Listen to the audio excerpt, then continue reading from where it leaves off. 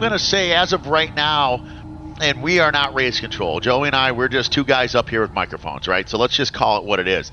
But that is going to be a job for our team, Morgan Healy and everyone in race control, to go over on this one and say, was that just a racing incident or what happened? But that was a hard hit. And, after looking at it on my screen a couple times, I'm with you. He was presented up alongside of things, and we're not going to beat a dead horse while we're under this full course yellow flag out here. But there was a racing incident out there on the racetrack. Certainly. And my one comment is going into turn number 11 down there, not a very big brake zone. No. So you really have to be up alongside somebody by the time you get to that brake zone if you're trying to execute it. Yeah, I mean, if anything, I think you're barely feathering the brake right there, if anything. Maybe even call it chopping the throttle a little, Yes. and just getting right back on the gas Well, again. and it also kind of feeds into, we were talking about Michael and the first couple laps there.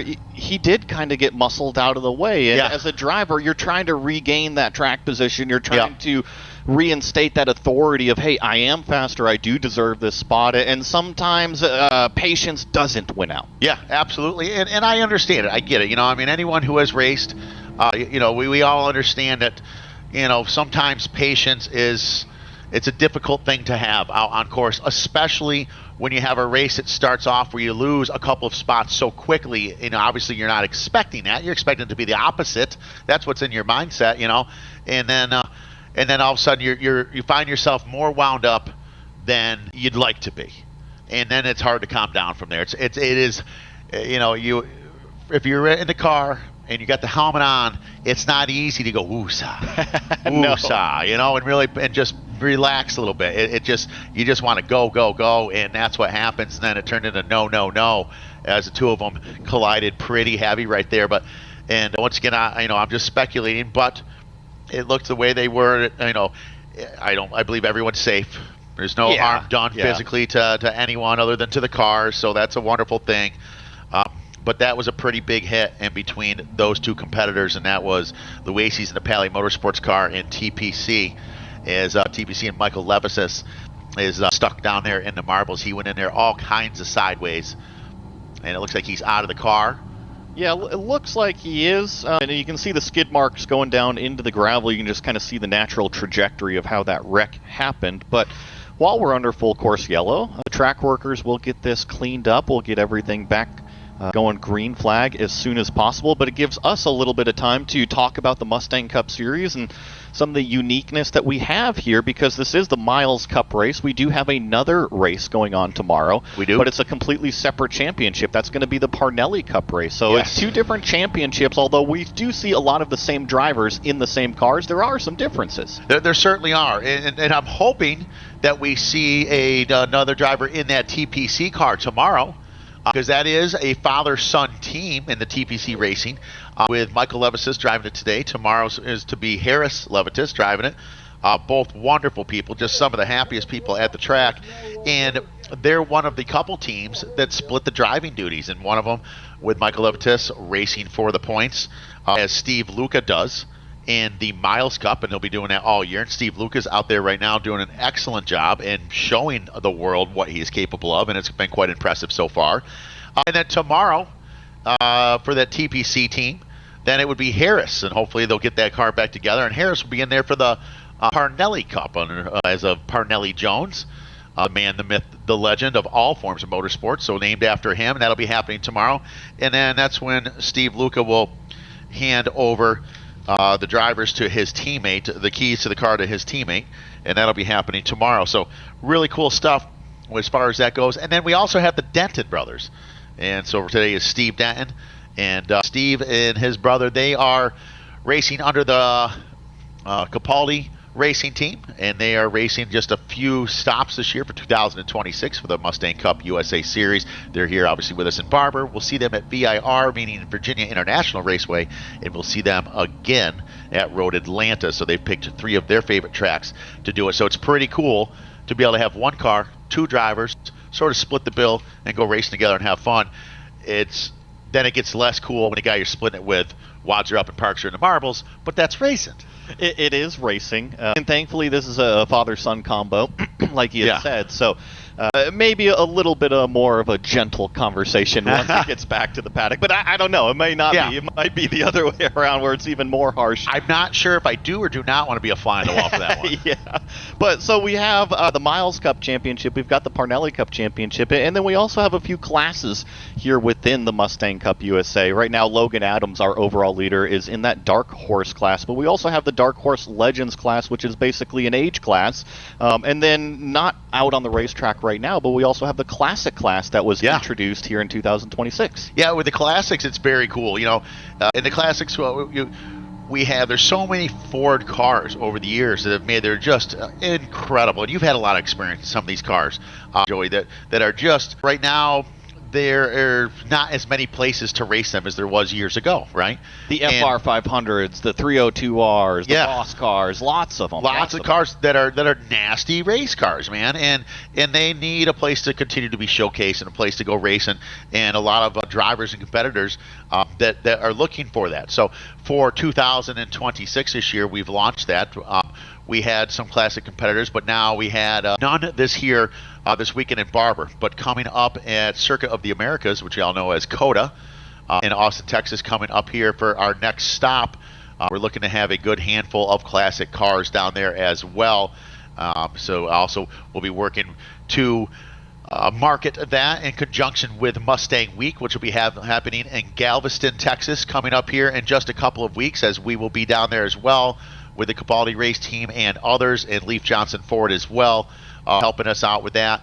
And Mustang Week is an amazing program that they do 2 stops a year, one in Galveston, one in Charlotte, maybe 3 or 4 as the future rolls on, and with over 10,000 Mustang cars on site and over 40,000 people through the gates in 4 days. And so we're going to be using that to bring in some more classics and grow that. So friends, family, people out there in TV land across the globe, if you've got one of these cars or something like that, it is a much more inexpensive way to go racing at some of America's most premier circuits in a professional series that is run professionally, that's done safely and done correctly, and an opportunity for you to come out there and run that car. Well, and I think it was kind of proven back at Sebring with Paolo Salvatore coming out and racing, right? He brought a quote-unquote classic car, and now we keep saying classic, but it's the class. It's not Mustangs from the 1960s, 1970s, 1980s, right? It is more modern cars that you might have seen race prior in IMSA, race prior in Grand Am, World Challenge, stuff like that. So there's lots of these cars that were made and built by Ford, Multimatic, that are essentially FIA classified cars, right? And then now this Mustang Cup gives them an avenue to come out there and race. So Paolo brought out one of his more recent cars, right? It's not an old car, but it is a classic classed car. And it was pretty fun to watch that car mix it up with the Dark Horse R's, because it made speed in a different area, but overall lap time very, very similar. Yeah, absolutely. And they are, when we say classic, these are proper race cars. I mean, this is what they're built to do. These are not grocery getters. And to see Paolo out there, and I think you said it perfectly, is that it made speed in different areas. It was very interesting to watch. And we also had done a test, because all these vehicles out here are all getting the power of the ground with the Yokohama tire, and it works so well, just as it does in some of the other series that we've worked with in road racing here, both for road racing, and I'm very, very involved around the globe with off-road and things like that. And Yokohama is at the forefront of technology and tire ability for what they can do and what they can take. And so we did a little something different. We were in Sebring with Paolo, and we ran one day on slicks, and another day he ran a DOT tire. Very competitive on both. The day that it was raining out and the track was wet, and we ended up canceling and shutting it down early with the red flag due to lightning, he went out with his radials. And if it was to start really opening up and raining, we didn't get the lightning, I may have had to put my money on him for the whole thing overall with those radial tires. I don't doubt it, because as soon as you start putting tread on the tires, just the ability to channel the water out. And I know that we are talking about Sebring a few weeks ago, not out here at Alabama at Barber Motorsports Park, but when it rained out there, it rained. Yeah. And I think that tire would have worked wonderfully for him. But all in all, folks, so that's a little bit about the Ford Mustang Cup USA. And, of course, our superstar of the series is the Dark Horse R, and it should be, because it's just an incredible race vehicle. but we do offer other classes as well with the Mustang Classics. And then, of course, we have done by age group with our Dark Horse R and our Dark Horse Legends. Same car, same everything, just broken down by the age of the driver. So, folks, right now, this is a 45-minute plus one lap, but we had a pretty wild caution. And so we are 20 minutes and 12 seconds left to go, plus one lap. And I'll just explain real quickly that one lap, when the leader comes over the start-finish line, if there is any time whatsoever, even if it's just a tenth of a second left on the clock, it'll be 2 laps to go. We got to run the clock out, run it to 0, and then the next time by the start-finish line, the leader will receive the white flag. And, of course, we all know in the racing world the white flag is one more lap to go, as they're still continuing to clean up a little bit of the mess here. I think we should be getting lights out probably this time. I do see that they have cleaned up the car down there at the turn number 11 complex. So they have officially gotten it onto the flatbed and gotten the racetrack cleared up. We'll just be patiently waiting to see if the lights go out on our Dark Horse R safety car. And then we should be getting going back racing here soon enough. But Sean, always so good to have you here in the booth, especially as a series manager. You provide so much more information to us from the competitors, from the cars, and we keep talking about these different classes between the Classics, the Legends, the Dark Horse, the different types of championship, but this is also all part of the Ford Pyramid system, if you will. Certainly is. You know, these drivers, they have so much more to look forward to even after this as we finally get the lights out. It absolutely is. You know, as far as the Ford Racing Pyramid goes, which is a wonderful program, especially in their one-make racing program and things. But it starts off with your club level racing, which is wonderful all over the United States, and your club level, and then you get into your first level of professional racing, and that's what Mustang Cup is all about. And so it's a big jump to go from club level and things of that nature to come race with us. But it's a much bigger jump if you move into Mustang Challenge, which is people that have a lot more seat time. I'm not saying that they have more ability, but they have honed their skills to the point where they are putting down faster lap times.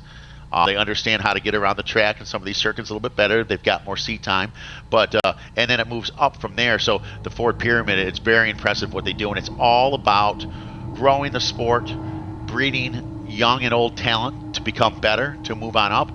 If you're lucky, you can get some Ford support and travel the world doing different things, as some of our competitors have from last year and things with our champion from last year.